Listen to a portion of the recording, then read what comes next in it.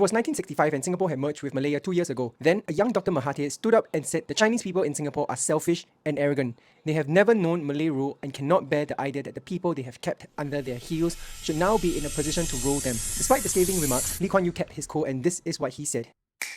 In 1961, Malaysia's Prime Minister Tunku Abdul Rahman floated the idea of merger. For Malaya, they wanted merger because they had just fought a 12-year battle against the Malayan Communist Party, which cost thousands of lives. But the remnants of that movement had retreated south and regrouped in Singapore.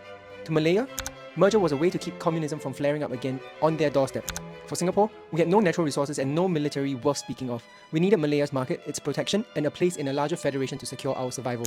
By the early 60s, the communist movement was reaching a boiling point. The Barisan Socialists looked unstoppable. They could rally thousands at will. Students were barricading themselves in schools, strikes were crippling industries, and street protests were growing by the day.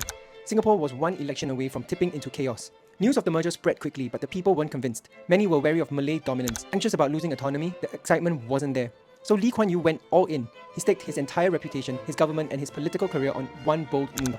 The people went to the polls and Lee Kuan Yew put it off. The merger was on. But the honeymoon ended fast. The common market we were promised had stalled, and instead of free trade came new taxes and tighter controls. Economic walls were erected when there should have been bridges. To make things worse, the Indonesian president at the time launched Konfrontasi, calling Malaysia a British puppet, a Western-backed rival on their doorstep.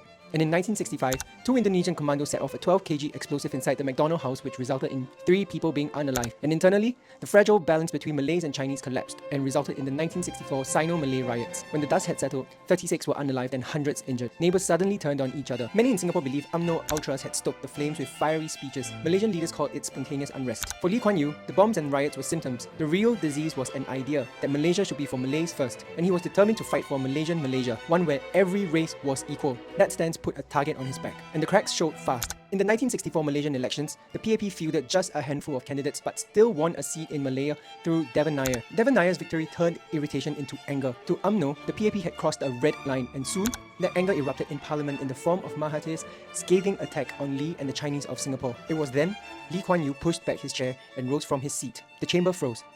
His breathing was shallow, pupils sharp, every nerve alive. Yet his face was calm, collected, stoic. Without a single note, without moment's hesitation, he began for 30 minutes. In flawless Malay, his voice rang through the chamber, deliberate and unyielding. All eyes locked onto him.